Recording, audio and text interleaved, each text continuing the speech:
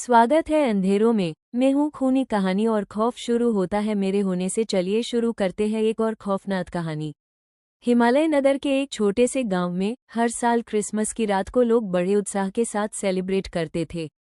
बर्फ से ढके हुए पहाड़, लकड़ी के छोटे घर और अन पर लगी रंग बिरंगी लाइट्स पूरे गांव को एक खूबसूरत सपने जैसा बना देती थी। बच्चे संता के इंतजार में जल्दी सो जाते थे और बड़े लोग हंस बोल कर रात गुजारते थे। लेकिन इस गांव के एक पुराने खानदान का एक ऐसा राज था जिसे कोई भी जुबान पर लाने की हिम्मत नहीं करता था। कहानी शुरू होती है 24 दिसंबर की रात से, जब हल्की बारिश के साथ बर्फ गिर रही थी और हवा में अजीब सी ठंडक घुली हुई थी। गांव के लोग घरों के अंदर क्रिसमस ट्री सजा रहे थे, केक्स काटने की तैयारी चल रही थी और बच्चों के चेहरों पर अलग ही चमक थी। लेकिन इस साल का माहौल कुछ अलग था, जैसे अंधेरा चुपचाप सब कुछ देख रहा हो। रोहित, जो पिछले 3 साल से हिमालय नगर में रह रहा था, उसने गांव में एक डरावनी बात सुनी थी। लोग धीरे धीरे बात करते थे कि पिछले 10 सालों से हर क्रिसमस की रात कोई ना कोई इंसान अचानक गायब हो जाता है।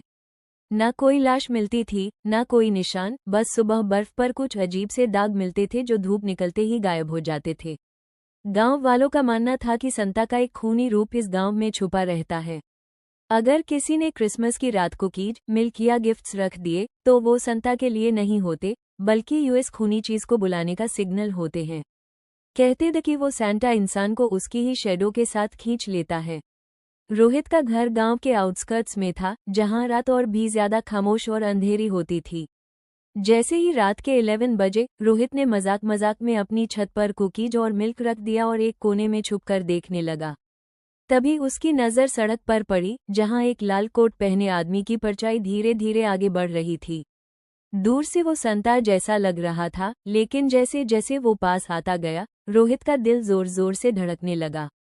संता का कोट पुराना था, जिसमें जगह जगह सूखे हुए खून के दाग लगे थे। उसका चेहरा आधा मस्क से ढका हुआ था और उसके हाथ में एक लंबी, तेज और खून से भीगी हुई छुरी चमक रही थी। रोहित ने पीछे मुड़कर भागने की कोशिश की, लेकिन उसने देखा कि छत का रास्ता जैसे गायब हो चुका था। घर की खिड़कियों से एक लाल शैडो उभार कर बाहर आ रही थी, जो धीरे धीरे रोहित की तरफ बढ़ रही थी। गांव की गलियां, जो कुछ देर पहले रोशनी से भरी थी, अब अंधेरे और खून से लिपटी हुई लग रही थी।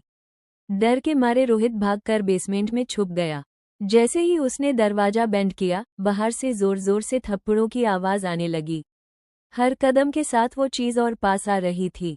अंधेरे बेसमेंट में रोहित की सांसें तेज हो चुकी थी और उसके कान हर छोटी आवाज को सुन रहे थे। तभी उस शैडो की भयानक आवाज गूंजी, जो क्रिसमस की रात मेरे लिए गिफ्ट्स रखेगा, उसका खून मेरा ट्रीट होता है। रोहित ने देखा कि कैसे गांव के लोगों की शैडोज दीवारों से निकलकर संता के सैक में समा रही थी, जैसे उनका खून एक एक करके जमा किया जा रहा हो। बेसमेंट के एक कोने में रोहित को एक पुरानी बेल दिखी, जो उसके दादा ने कभी रखी थी। पूरे डर के बावजूद रोहित ने अपनी सारी ताकत लगाकर बेल बजा दी। घंटी की आवाज सुनते ही वो खूनी संता एक पाल के लिए रुक गया। इसी मौके का फायदा उठाकर रोहित ने उसके कोट को पकड़कर जोर से खींच लिया। कोट फटने के बाद जो चेहरा सामने आया, उस देखकर रोहित का खून जम गया।